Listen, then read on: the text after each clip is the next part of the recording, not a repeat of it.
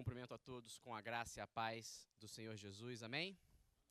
Dizer que é um motivo de muita alegria nós podemos estar ocupando esse púlpito. Nós sabemos o zelo que existe no púlpito dessa igreja e por isso é um motivo de muita responsabilidade nós estarmos ocupando ele essa noite. Mas, como servos de Deus, nós temos que permitir que o Senhor fale através de nós. E o objetivo aqui essa noite não é nenhum, senão esse, que não venha o Marcos falar, mas que Deus venha falar com o seu povo que aqui está reunido, amém?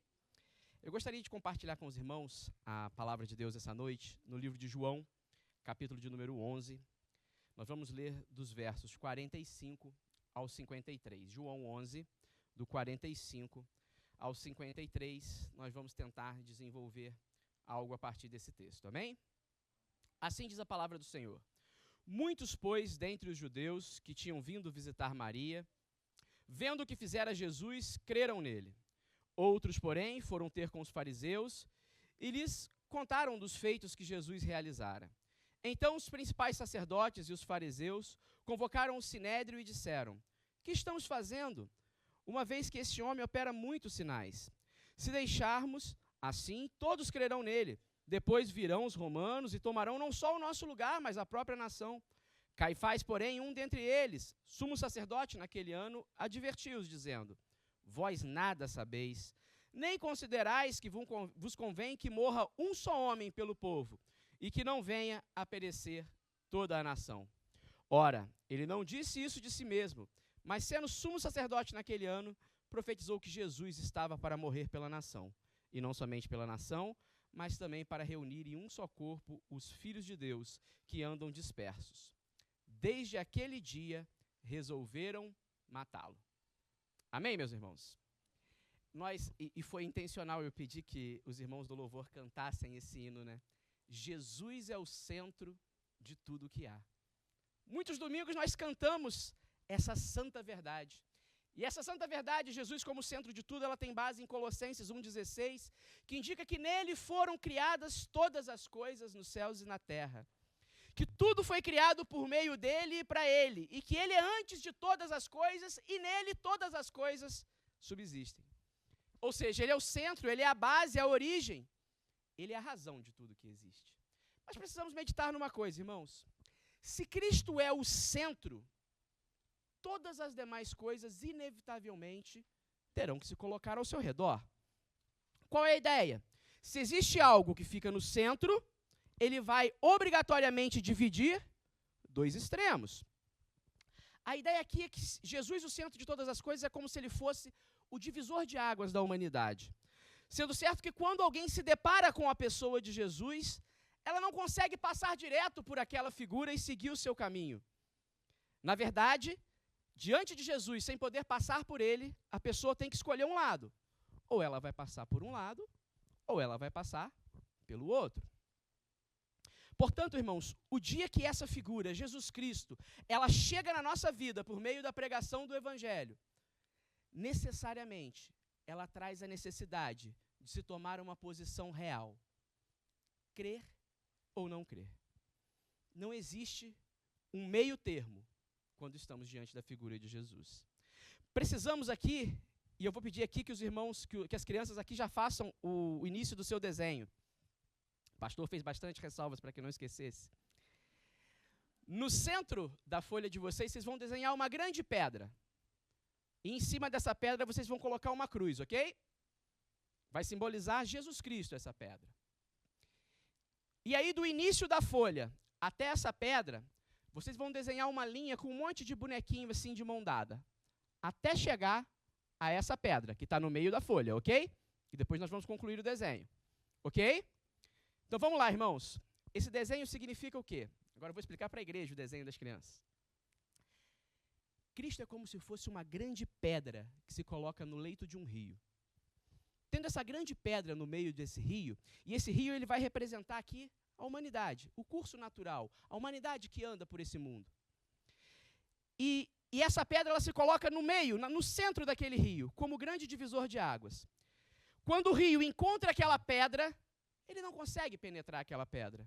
E, portanto, ele precisa escolher seguir o curso para cima ou para baixo, mas nunca seguir o curso normal. É impossível o rio manter o seu curso normal depois que ele encontra com aquela pedra.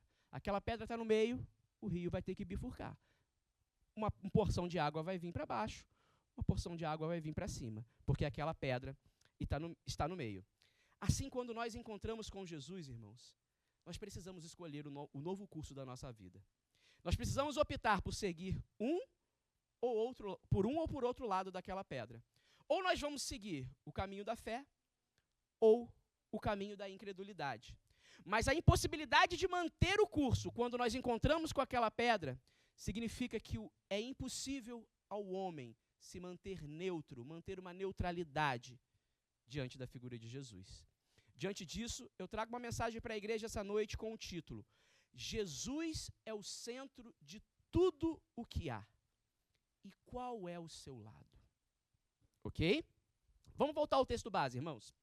O texto base ele acontece logo após a ressurreição de Lázaro. As pessoas estão ali no funeral, Lázaro já havia morto, já havia sido sepultado, já havia 4 dias. Lázaro estava morto, e nós vemos que Jesus chega naquele funeral, e ali Jesus ele ressuscita Lázaro. Ele opera um dos maiores milagres, um dos maiores sinais do ministério terreno dele, a ressurreição de Lázaro. E nós vemos através do texto, se nós pudermos voltar no texto, lá no verso 45, nós vamos ver o seguinte: após Jesus operar aquele grande sinal, aquele grande milagre, muitos dentre os judeus que tinham vindo visitar Maria, vendo o que fizera Jesus, creram nele. Ou seja, Jesus opera um grande sinal. E muitas daquelas pessoas que estavam ali naquele funeral, elas creem em Jesus diante desse sinal. Verso 46. Outros, porém, foram ter com os fariseus e lhes contaram dos feitos que Jesus realizara. Ou seja, diante de um grande sinal visível operado por Jesus, que confirmava que aquele homem, filho de José, que estava sobre a terra, era o Filho de Deus, o Verbo encarnado. Diante dessa realidade, as pessoas tomaram caminhos distintos. Uns creram que ele era o Filho de Deus. E na sequência nós vemos o texto que o irmão Luciano começou, o presbítero Luciano começou o culto essa noite. Hosana, bendito que vem em nome do Senhor. Não só creram, como adoraram, e o texto vai dizer, testemunharam sobre ele.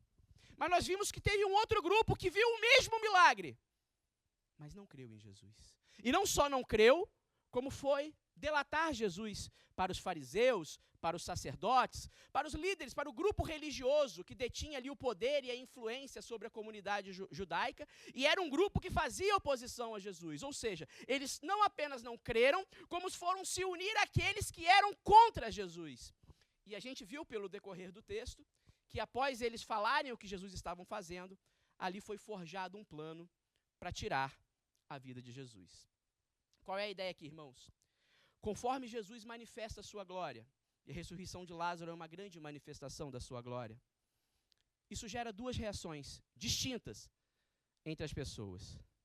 Uns creram que realmente aquele era o Filho de Deus, e outros não apenas não creram na sua pessoa, como fizeram-lhe oposição e levaram isso até as últimas consequências, ao ponto de chegarem a tramar a morte daquele homem. Mas uma coisa aqui no texto é clara: não houve neutralidade. Não houve ali um grupo de indecisos, porque é impossível você se manter neutro diante da figura de Jesus. Na verdade, o texto indica que só tem 2 caminhos: ou crer, ou não crer. E por que isso ocorre? Nós vamos tentar explicar o porquê que não existe neutralidade, por que tem que se optar por um ou outro caminho, com base no texto de João 3, 19 a 21. O texto de João 3, 19 a 21, ele vai tentar nos ajudar quanto a isso. João 3, 19 a 21 vai dizer o seguinte: o julgamento é esse, que a luz veio ao mundo e os homens amaram mais as trevas do que a luz. Por quê? Porque as suas obras eram más. Pois todo aquele que pratica o mal aborrece a luz e não se chega para a luz, a fim de que não sejam arguidas as suas obras. Quem pratica a verdade aproxima-se da luz, a fim de que as suas obras sejam manifestas, porque feitas em Deus. Olha por que há a necessidade de se optar por um ou outro lado diante da figura de Jesus? Porque Jesus ele se coloca como um farol sobre a humanidade, irmãos.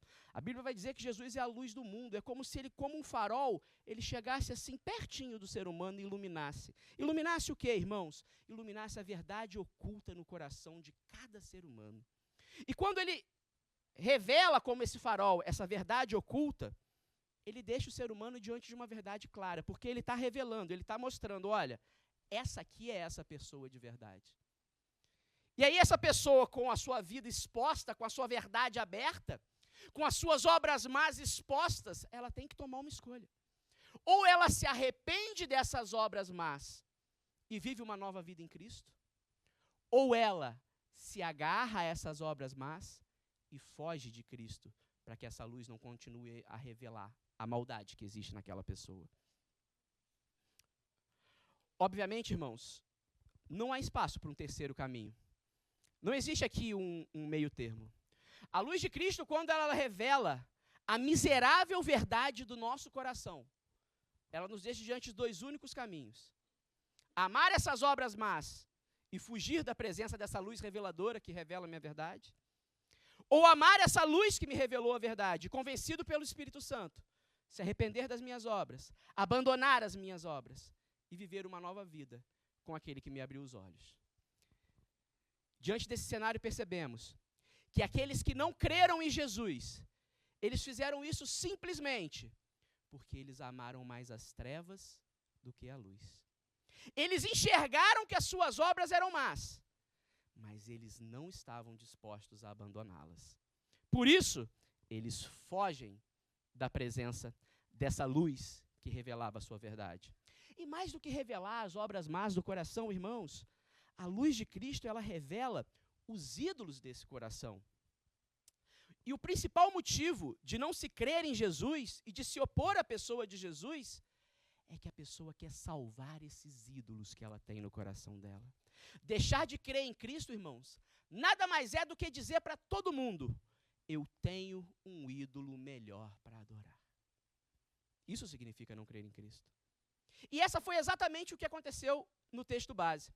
Percebam, aqueles que não creram em Jesus após a ressurreição de Lázaro, foram ter com os fariseus e lhe contaram os feitos que Jesus realizara. Então os principais sacerdotes e fariseus convocaram o sinédrio. Podemos botar lá em João, capítulo de número 11, pode botar no verso de número 47. Aqueles fariseus, ao receberem a notícia que Jesus operara um grande sinal e que muitas pessoas creram nele, aqueles fariseus reúnem o sinédrio, reúnem o tribunal, e ali eles dizem: o que estamos fazendo? Esse homem opera muitos sinais. Pode seguir. 48. Se o deixarmos assim, todos crerão nele. Depois virão os romanos e tomarão não só o nosso lugar, mas a própria nação. Ou seja, esse homem está fazendo muito estardalhaço. Esse homem está fazendo sinais e cada hora mais pessoas creem nele. Se continuarem crendo nele, uma hora o Império Romano vai tomar uma atitude. E se o Império Romano tomar uma atitude, eles vão tomar o nosso lugar. Opa, peraí. A ideia do povo de Israel era de que quando Jesus viesse, esse Jesus ele seria um líder bélico que reuniria a nação de Israel, se revoltaria contra Roma para tomar o trono de Roma. Esse era o medo dos fariseus. Opa, esse homem está todo mundo crendo nele. Daqui a pouquinho ele vai brigar com Roma. E Roma vai vir aqui, vai destruir a nação e vai tirar o nosso lugar. Vai nos tirar das sinagogas, vai nos tirar o poder de interpretar a lei, vai nos tirar a influência, o status, o poder que nós temos enquanto líderes religiosos dessa comunidade. Eles não estavam preocupados com a nação. Eles não estavam preocupados com as profecias do Antigo Testamento que estavam se cumprindo em Cristo diante deles. Eles não estavam preocupados com o que era certo, eles não estavam preocupados com o que era justo. Eles estavam preocupados com o risco de perder o status, o poder e a influência que eles tinham. Ou seja, a presença de Jesus perante aqueles fariseus, aqueles sacerdotes, estava mostrando que o status, o poder e a influência que eles tinham perante a nação de Israel eram os verdadeiros ídolos do coração deles. E eles precisavam escolher. Ou abandonavam esses ídolos e criam que Jesus verdadeiramente era o Filho de Deus, ou eles se agarravam a esses ídolos. E a fim de protegê-los, não apenas rejeitariam Jesus, como fariam-lhe oposição. E a escolha deles foi bastante clara, porque após aquela reunião eles tomam uma decisão. Nós precisamos matar Jesus. Ou seja, eles haviam atingido as profundezas da sua depravação para proteger os seus ídolos. Eles estavam dispostos a matar uma pessoa inocente, simplesmente para conservar sua posição, seu status, seu poder. Podemos concluir então esse primeiro tópico, irmãos, indicando que a proximidade de Cristo revelará as verdades ocultas do nosso coração e desnudará os nossos ídolos. Nos levará a uma resposta enfática. Ou abandonamos esses ídolos e colocamos Jesus no centro da nossa vida, ou nos agarramos a esses ídolos, nos afastamos dessa luz e fazemos oposição àquele que escancarou as nossas misérias. Ok? Mas antes da gente seguir para o tópico seguinte, a gente precisa fazer uma breve explanação aqui, com base em João 10, 27, porque a gente está falando aqui de escolha, de opção, e a gente não pode jamais imaginar que isso é uma escolha meramente humana, é um ato meramente do homem.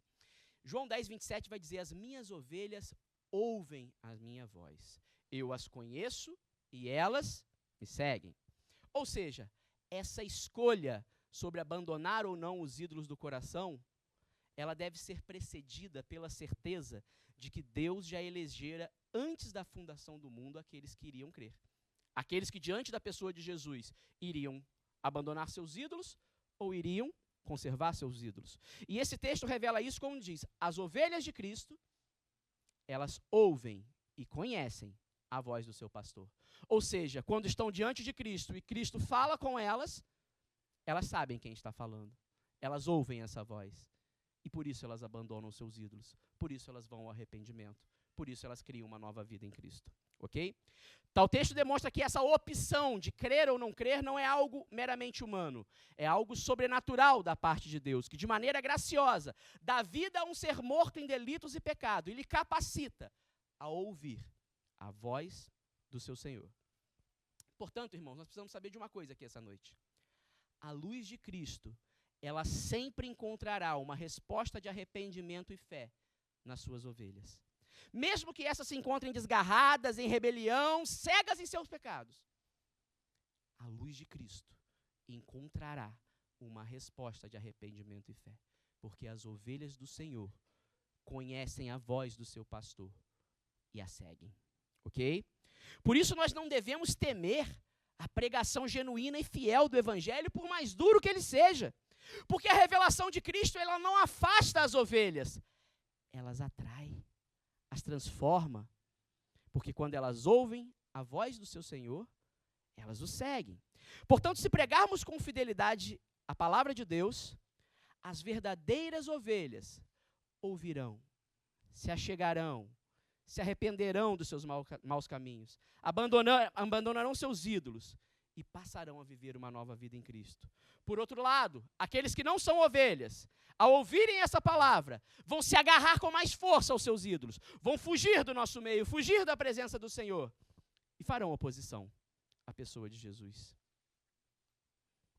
Por isso, diante de Cristo, irmãos, uns se arrependem, são transformados e se unem a Cristo para a salvação, e outros se escondem, lhe fazem oposição e se afastam de Cristo para a condenação.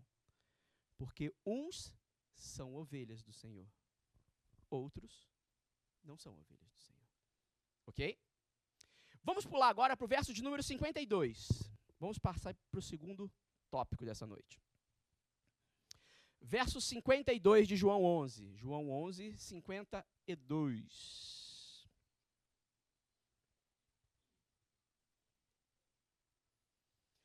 João 11, 52 vai dizer o seguinte.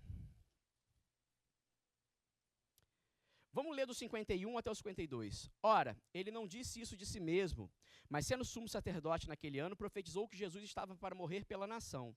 E não somente pela nação, mas também para reunir em um só corpo os filhos de Deus que andam dispersos. Sabe qual que é a ideia aqui, irmãos?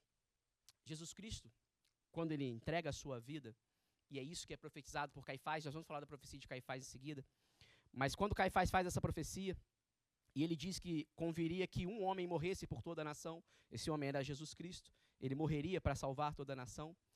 O verso 52 vai dizer que esse homem não morreu apenas para salvar essa nação, mas para também reunir em um só corpo os filhos de Deus que andavam dispersos. E esse texto ele é revelador, irmãos, porque se de fato todo aquele que é uma ovelha do rebanho do Senhor ouve a voz do seu pastor, abandona seus ídolos, se unem a ele para viver em novidade de vida, todos aqueles que creram ouviram a voz do mesmo pastor. Então todos aqueles que creram pertencem a um só rebanho, ok? Isso nos permite perceber que o mesmo Jesus que enseja a oposição daqueles que não creem, ele também enseja a unidade daqueles que creem. Pois todos se identificam na medida em que, ouvindo a voz do mesmo pastor, respondem da mesma forma em arrependimento e fé, pois pertencem ao mesmo rebanho. Ou seja, se a oposição a Cristo é uma marca visível daqueles que não creem, a unidade precisa ser uma marca visível daqueles que creem em Deus. Meus irmãos, na nova vida daqueles que creem em Cristo, há unidade. Porque nele, as diferenças dos verdadeiros cristãos desaparecem.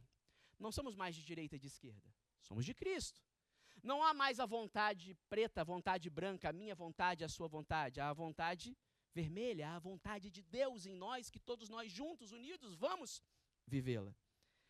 Pois os que são de Cristo se unem em uma mesma forma de pensar e agir em torno daquela figura que revelou as misérias do seu coração. Assim, em Cristo, irmãos, as nossas individualidades, as nossas preferências, elas precisam dar lugar a algo mais elevado, que é o querer dele na nossa vida. Porque a sua morte tinha por objetivo não apenas salvar o seu rebanho, mas reuni-lo em um só corpo. Portanto, é impossível nós crermos e deixarmos de viver em unidade. Você entende, irmãos, por que não faz sentido haver facção, contenda, diversidade de pensamento entre verdadeiros cristãos? A nossa unidade foi comprada por Cristo com a sua vida, irmãos. Por isso, nele, todas as nossas diferenças, elas precisam desaparecer. Nós precisamos lembrar aqui, irmãos, e nós já vimos isso no texto hoje, que existe um povo responsável por fazer oposição a Cristo e àqueles que são de Cristo. Esse povo é os que não creem. Nós, como crentes em Cristo, como pessoas lavadas e remidas no sangue do Cordeiro, nós não podemos viver em contendas e facções, porque esse papel não é nosso, esse papel é deles, daqueles que não creem. Quanto a nós, irmãos, por causa de Cristo e capacitados em Cristo, devemos viver em unidade, porque se é uma verdade que nós somos, cada um de nós é diferente entre si, nós nos igualamos na medida em que todos nós pecamos. E todos nós tivemos um mesmo e único Salvador, que é Jesus Cristo. O qual, ao nos salvar, ele se constitui Senhor das nossas vidas. Portanto, tudo que diz respeito a nós, o que eu gosto, a minha preferência, o eu, ele fica de lado. E ele dá lugar à vontade daquele que me salvou, que a partir de agora é o Senhor das nossas vidas. Ok? Vamos seguir. Vamos voltar àquela reunião do Sinédrio, onde aqueles que não creram em Jesus forjavam um plano para matá-lo, e assim conservarem sua posição de poder e status. Verso 50. João 11, verso 50. Vamos no 49, por favor. Estava tendo a reunião, estavam ali falando, olha, esse homem está operando muitos sinais, esse homem está ficando muito conhecido, o Império Romano não vai gostar disso, eles vão vir aí, vão acabar com a nação, vão tirar a gente do nosso lugar. Nós precisamos dar um jeito. E aí Caifás, o sumo sacerdote naquele ano, olha o que ele fala. Caifás, porém, um dentre eles, sumo sacerdote naquele ano, advertiu-os dizendo, vós nada sabeis. 50. nem considerais que vos convém que morra um só homem pelo povo e que não venha a perecer toda a nação? Olha que interessante, meus irmãos. Caifás estava usando ali a profecia do Antigo Testamento de que seria enviado um Messias que salvaria a nação de Israel. Mas ele estava usando essa profecia messiânica com a única intenção de justificar a morte de um homem inocente para manter a sua posição de status e poder. Ele subverte, ele altera, ele modifica a profecia messiânica para justificar a injustificável morte de Jesus. Ele ali não estava preocupado com a nação, ele não estava preocupado com o Messias, não estava preocupado com a justiça. A sua preocupação era manter a sua posição perante a comunidade judaica. E para isso, seria necessário uma coisa: a morte de Jesus, a fim de impedir que outros crescem e pudessem gerar a revolta dos romanos. Ou seja, Caifás sabia do risco da proliferação daqueles que criam em Jesus. Ele reconhecia que aquele homem operava muitos sinais, o que era um presságio de que, de fato, ele era o Filho de Deus na terra, ele era o Messias. Mas mesmo diante de todos esses fatos, ainda assim, ele optou por decidir que a única solução para manter a sua posição era que aquele homem tinha que morrer. Ele sabia, irmãos, que era questão de tempo para que outros crescem, e outros crescem, e outros crescem. Eles precisavam silenciar aquele homem. E a única forma de silenciar Jesus era matando Jesus, pois assim eles manteriam as relações pacíficas entre o povo judeu e os romanos, e isso significaria que eles seriam capazes de manter o seu poder e a sua influência, que era o seu objetivo desde o início. Mas nesse grande plano de Caifás tinha um problema: como justificar a morte de um homem inocente? E olha que ideia brilhante que Caifás tem. Através da profecia messiânica. Tanto que ele se dirige aos... Olha que interessante, ele se dirige aos demais sacerdotes, fariseus, dizendo: vós nada sabeis? Como se ele dissesse: vocês não estão lendo as escrituras? Vocês não são mestres da lei? Vocês não sabem das escrituras? Vocês não sabem que convém que morra um só homem para que não venha perecer toda a nação? A resposta está diante dos nossos olhos. Jesus tem que morrer. Ou seja, Caifás indica que a morte de Jesus representaria a salvação da nação. E isso era verdade. Na verdade, isso é um resumo do Evangelho. Porém, quando Caifás profere essas palavras, ele está pensando na conveniência política de manter o seu status. E ele nem percebeu que, na realidade, o Senhor estava falando algo de significado espiritual através dele. Ele era o sumo sacerdote, ele era o líder religioso máximo da comunidade judaica. Ele estava ali, através de um sopro de Deus, dando uma profecia. Mas ele mesmo sequer entendeu a profecia que ele estava falando. Porque, de fato, irmãos, Jesus morreu na cruz como um criminoso, mas não para os fins políticos de Caifás, e sim para o propósito divino estabelecido por Deus, qual seja expiar o pecado da humanidade e salvar aqueles que ele elegera desde antes da eternidade. Amém?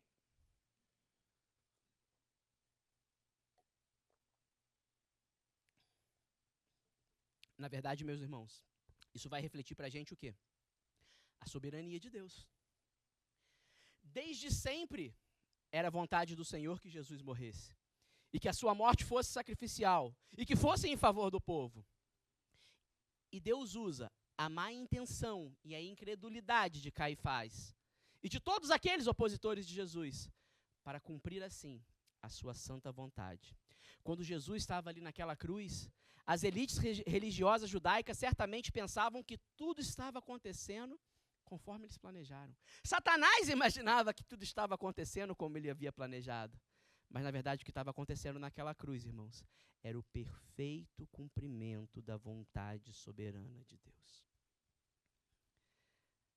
O que a gente percebe com isso, irmãos? Deus cumpre os seus propósitos, inclusive através da vida dos ímpios. Parafraseando Lutero, porque até o diabo é diabo de Deus. Agora imagine, irmãos. Imagine-se naquela cena da ressurreição de Lázaro, não houvessem aqueles que, após a ressurreição, não creram em Jesus e foram delatar seus milagres aos sacerdotes e fariseus. Imagine se não houvessem a oposição contra a pessoa de Cristo. Imagine se não tivesse havido aquela reunião do Sinédrio. Imagine se Caifás não tivesse subvertido a profecia messiânica para justificar a morte de Jesus. Imagina se não houvesse um plano para matar Jesus. Imagina se Judas não tivesse traído. Imagina se ele não tivesse morrido. Ah, meus irmãos, quão dura, triste e injusta foi a morte do nosso Senhor Jesus. Mas quão necessária, graciosa e fundamental ela foi. Sem ela, meus irmãos, a nossa fé seria vã. Sem o preço pago por Cristo na cruz do Calvário, nós não teríamos nenhuma esperança. Aquela ardilosa trama, aquela dolorosa morte, tudo isso fazia parte de um plano maior forjado por Deus desde a eternidade, para um dia salvar a minha e a tua vida. Portanto, meus irmãos, não se indignem com a oposição desse mundo. Ela faz parte da soberania de Deus. Tudo está no controle de Deus, ok? Perceba, irmãos, os sacerdotes e fariseus mataram Jesus. E isso é a prova de que tudo está no controle de Deus. Os sacerdotes e fariseus mataram Jesus. Levaram ao final, concluíram seu plano. E eles fizeram isso para quê? Para que cessassem os milagres, para que as pessoas deixassem de crer nele. O objetivo deles com a morte de Jesus era interromper o crescimento do número de pessoas que criam em Jesus. Ocorre que, com aquilo que eles fizeram, matando Jesus, eles cumpriram o propósito perfeitamente forjado por Deus. E assim eles asseguraram a salvação daqueles que creem, porque a morte de Cristo representa a quitação da dívida de morte contraída pelo pecado. Mas não somente isso, eles prepararam o pano de fundo perfeito para o milagre dos milagres, a ressurreição de Cristo, o grande sinal, o sinal, a prova incontestável de que aquele homem realmente era o Filho de Deus. E tal sinal permitiu que por toda a história da humanidade, as pessoas crescem em Jesus. Se o objetivo era silenciar Jesus, eles deram um megafone na mão dele.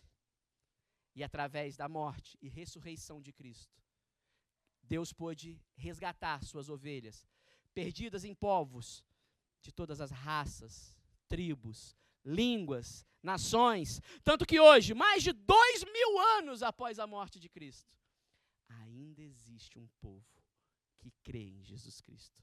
Louvado seja o Senhor por isso, ok? Vamos concluir, irmãos, caminhando já por fim.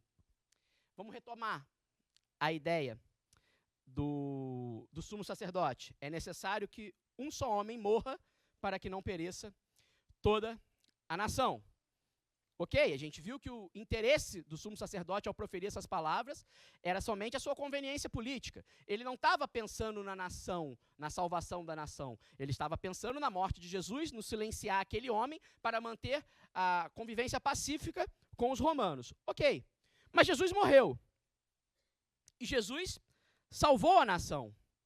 Todavia, Caifás se enganava quanto ao tipo de salvação e quanto ao conceito da nação que Jesus estava salvando. Ou seja, a profecia que ele proferiu era verdadeira, vinda de Deus. Mas o que Caifás tinha em sua mente quando ele falou aquelas palavras era uma premissa falsa. Ele estava falando de um tipo de salvação que não era o tipo de salvação que Jesus operaria e de um conceito de nação que não era o conceito de nação que Jesus estava salvando. De fato, a morte de Jesus salvou a nação. Mas não salvou a nação do Império Romano. Salvou a nação do império do pecado. Salvou a nação dos seus ídolos. Salvou a nação da religiosidade, da hipocrisia, daqueles sacerdotes e fariseus que preferiam matar um homem inocente em vez de abrir mão do seu status e poder. E mais, irmãos, Jesus salvou a nação. Mas não a nação corrupta e religiosa da qual Caifás achava que fazia parte, da qual ele de fato fazia parte. Ele se incluía na nação a ser salva.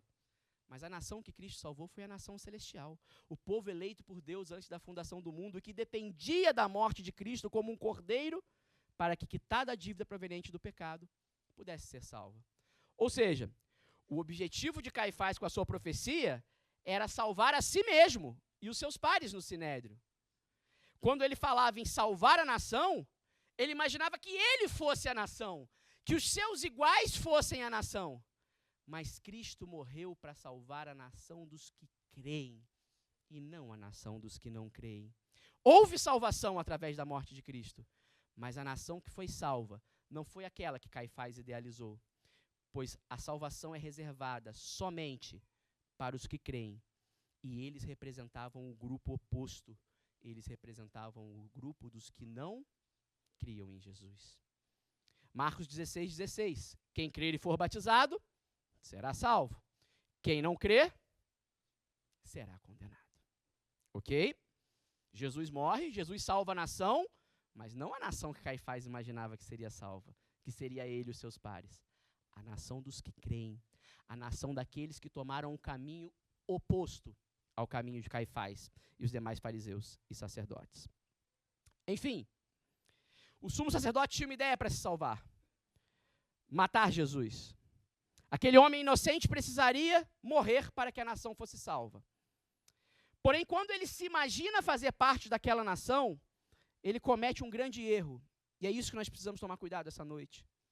Ele tinha uma falsa sensação de segurança, porque ele imaginava fazer parte daquela nação que seria salva com a morte de Cristo, quando, na verdade, ele nunca fez parte dessa nação, porque ele nunca fez parte da nação dos que creram, e Jesus estava morrendo pelos que creram. Não cometam esse erro, irmãos. A nação de Deus, a nação salva por meio da morte de Jesus, ela não é composta de religiosos. Ela não é composta simplesmente de pessoas que vêm na igreja aos domingos. Ela não é composta daqueles que dizem que fazem boas obras. Ela não é composta daqueles que dizem, eu conheço Jesus, eu sei quem é Jesus. A nação de Deus é composta por aquele que crê em Jesus Cristo como seu único e suficiente Salvador. É composta por aqueles que o colocaram como o centro de suas vidas, que não apenas se arrependeram de seus pecados, como abandonaram os seus ídolos e os seus maus caminhos, passando a viver em novidade de vida, firmando assim um compromisso com aquele que o salvou. Ok? E por isso é tão importante, irmãos. Precisamos entender o seguinte, para nós concluirmos aqui o texto essa noite.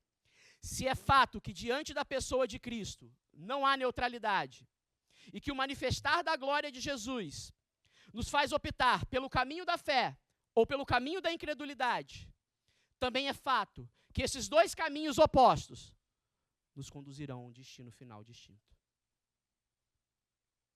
Lembram-se daquela pedra com a qual nós iniciamos a exposição? E aqui as crianças podem continuar o desenho. Vieram pessoas caminhando até encontrar aquela pedra. Depois que encontraram aquela pedra, vocês vão continuar com os bonequinhos de mão dada, só que uns vão para cima, outros vão para baixo. E deixa um espacinho lá no final da página para a gente concluir depois o desenho, ok? Lembram-se daquela pedra, irmãos, com a qual nós iniciamos a exposição? Aquela grande pedra no leito do rio, que divide a humanidade em dois povos distintos? Vamos ver o que Pedro fala sobre ela. 1 Pedro 2, 6 a 8. Eu vou ler aqui para a gente ganhar tempo, porque o tempo já está bem avançado. Pois isso está na Escritura. Eis que ponho em Sião uma pedra angular, eleita e preciosa. E quem nela crê não será de modo algum envergonhado. Para vós outros, portanto, os que credes, é a preciosidade. Mas para os descrentes, a pedra que os construtores rejeitaram, essa veio a ser a principal pedra angular, e a pedra de tropeço e a rocha de ofensa. São estes os que tropeçam na palavra, sendo desobedientes para o que também foram postos. O texto vai nos mostrar o seguinte, irmãos. Cristo é essa pedra. Quem crê nessa pedra, quem deposita toda a sua fé e esperança de salvação nos méritos de Cristo, o texto vai dizer que de modo algum será envergonhado. Mas o texto também vai dizer que os incrédulos, aqueles que rejeitaram Jesus como a pedra angular da sua vida, essa pedra rejeitada, um dia, ela será pedra de tropeço, rocha de ofensa. Ok? Qual é a ideia, meus irmãos? Jesus, ele é uma pedra, ele é firme, ele é imutável, ele é intransponível. E ao mesmo tempo, ele pode ser uma pedra angular, a partir da qual aqueles que creem podem edificar sobre ele a sua nova vida. Como ele também pode ser uma pedra de tropeço, que rejeitada pelos incrédulos, um dia os derrubará. E o texto de Mateus 7, 24 a 27 vai confirmar essa ideia. Vai dizer que todo aquele que ouve essas palavras, as palavras de Jesus e as pratica, ele é equiparado ao homem prudente, que edificou sua casa sobre a rocha. Quem é essa rocha? Cristo é essa rocha. E aí, ao edificar a casa sobre essa rocha, caiu a chuva, transbordaram rios, sopraram ventos, e aquela casa não caiu. Sabe por quê, irmãos? Porque os que creem verdadeiramente em Jesus e tomaram Jesus como a pedra angular sobre a qual edificaram a sua vida, eles estão seguros em Cristo. Por outro lado, irmãos, aqueles que ouvem as palavras de Jesus e não as praticam, será comparado a um homem insensato, que edificou sua casa sobre areia. O que significa edificar sobre areia? Eles rejeitaram aquela pedra angular e fizeram sua casa diretamente na areia. E a palavra vai dizer que caiu a chuva, transbordaram rios, sopraram os ventos, e essa casa desabou. E grande foi a sua ruína.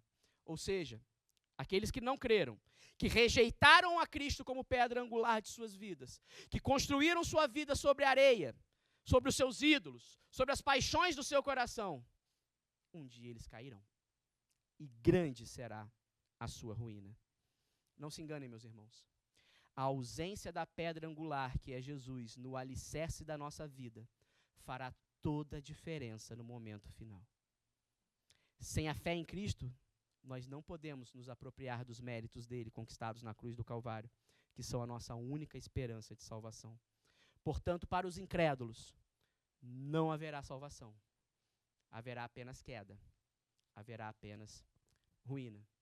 Em suma, essa mesma pedra que é Jesus, ela representa tropeço para os que não creem e salvação para aqueles que creem. Portanto, essa escolha, e nós já vimos que não é uma escolha meramente humana, do seu lado, quando em contato com Jesus, fé ou incredulidade, essa sua escolha fará toda a diferença na sua eternidade. Pois o caminho dos que creem e, por conseguinte, praticam a palavra de Jesus terá como destino final, vimos isso na escola dominical de manhã, o céu. Um lugar onde não haverá morte, tristeza, nem choro, nem dor.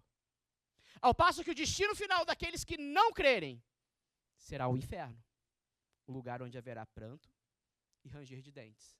E agora as crianças concluam o desenho. Em cima, naquelas pessoazinhas de mão dadas que foram para cima, você vai desenhar um rosto de uma pessoa muito feliz. E embaixo, daqueles que optaram pelo outro caminho, vocês vão desenhar um rosto de uma criança muito triste. Ok? Precisamos entender uma coisa, irmãos. Jesus, ele vai dizer, Jesus se encarnou, Jesus veio à terra em carne. E ele vai dizer, eu não vim para julgar o mundo, eu vim para salvar o mundo. Isso está lá em João 12, 47, maravilhoso. Mas a palavra de Deus não termina aí. Ela diz que um dia ele vai voltar. E quando ele vier a segunda vez, ele não virá como salvador do mundo. Ele virá para julgar esse mundo. Está lá em Mateus 25, 31 a 46. Nessa segunda vinda de Jesus, ele vai separar o joio do trigo.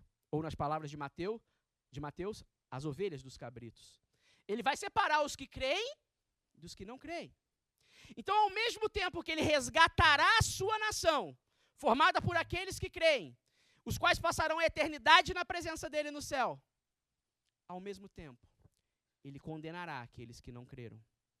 E que todo aquele que não teve suas vestes lavadas no sangue do Cordeiro será lançado no inferno.